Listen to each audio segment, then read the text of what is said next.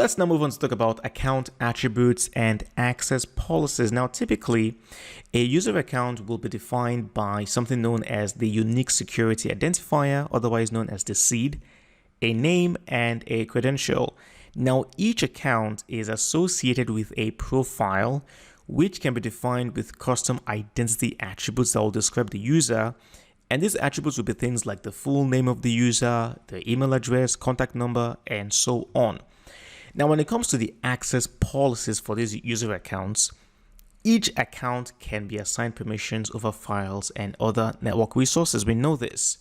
However, remember from the last video, these permissions can either be assigned directly to the account in a small network setting, or they can be inherited through membership of a security group or role. Now, on Windows Active Directory Network, access policies can be configured via the group policy objects, the GPOs. Now, here you do have an example of a GPO from the Windows Server 2016. You can see the different types of policies. The policy to add workstations to a domain, adjust memory quotas for a process, allow logon locally, and so on. So each of these policies can be assigned to the users. Now, when it comes to the account password policy settings, this is of course one of the most important policies in any company. You can have different settings such as the password length. This is where users will be forced to use a minimum length for their passwords. Obviously, the longer a password is, typically the stronger it would be. Also, password complexity. Certain policy settings might enforce password complexity rules where they will tell the user that, hey, for your password, you need to have a symbol, a capital letter, some numbers, and so on. And then password aging, where the user will be forced to select a new password after a set period. This could be after every month, after every 3 months or 6 months. You also have the password reuse and history. Now, this is by far the most common. And here, this prevents the selection of a password that has been used already. You find this not just in companies, but also social media accounts, websites, blogs, applications, and so on. However, based upon the most recent guidance from the NIST, they say that complexity rules should not be enforced, and the only restriction should be to block common passwords.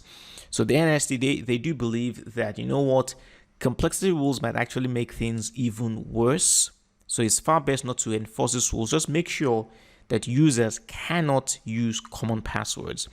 And then the aging policies. Users should be able to select if and when a password should be changed. And finally, they also recommend that password hints should not be used. Let's now talk about account restrictions, and you can restrict an account based on their location. So typically, of course, a user or a device can have a logical network location identified primarily by their IP address, which can be used as an account restriction mechanism. So the geographical location of a user or device can be calculated using a geographical mechanism, which could either be the IP address or the location services. Now, keep this in mind for the exam. Geofencing. Okay, geofencing is a term used to describe accepting or rejecting access requests based on location. We also have the time-based restrictions. There are 3 main types. We can restrict an account based on the time of the policy that will establish authorized logon hours for an account. You can have a time-based login policy that will establish the maximum amount of time an account may be logged in for. And then you will also have the impossible travel time risk login policy that will track the location of login events over time. For example, if a user was typically based in the United States and then they logged in at 9:01 a.m. and then all of a sudden this same user account wants to log in from Germany at 9:05 a.m. Obviously, the system will know that, hey, it is impossible for you to try logging in the United States and then 4 minutes later, you're logging in from an entirely different country. That is not possible, right? So that's where the impossible travel time or risky login policy comes into play. Now let's talk about account permissions. Now there is a paradox where setting too many restrictions can reduce the productivity, while granting way too many privileges can weaken the security of a system. Now this is commonly referred to as the ease of use versus security paradox, meaning that if you as a security admin, let's say for example, before an employee can log into the computer, maybe they need to provide a username, a password, they need to do an eye scan, and then maybe they might even need some sort of like a hardware token or device to gain permission. Now this will of course make the system very secure. However, it will reduce productivity because the user has to spend several minutes trying to log in just to get the work started. So there needs to be a very fine balance between the restrictions put in place, but also the privileges that are granted to the user. Now, there is a very interesting phrase called the authorization creep.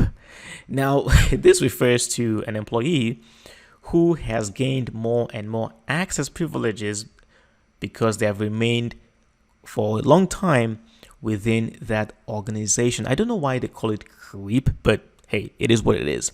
Now, a user may be granted elevated privileges temporarily, escalations. Okay, so keep this in mind. Now, here we do have a diagram from Windows, and over here you can see the access or the permissions being granted to the user. So the user right here will have the ability to execute files, they can read data, they have read attributes. However, they cannot create files or write data, they cannot create folders, they cannot write attributes, and of course they don't have full control.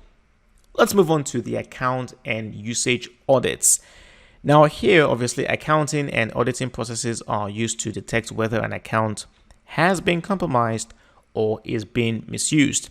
Now, usage auditing would mean configuring the security logs to record key indicators and then reviewing the logs for suspicious activity. Now, there are several categories that can get logged. This would include things like account logon and management events, process creation, object access, changes to the audit policy, and of course, changes to system security and integrity.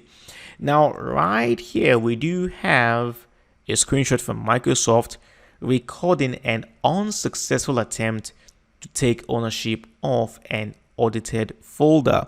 You can see it right there, audit failure in 2017 at 2:35 p.m.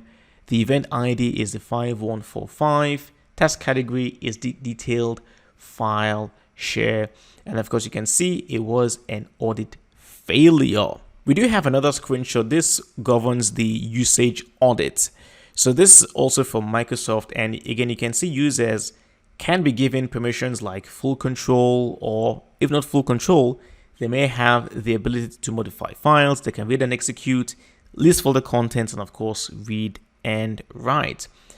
Account lockout and disablement. Now, if an account misuse is detected or suspected, the account can be manually disabled by setting an account property.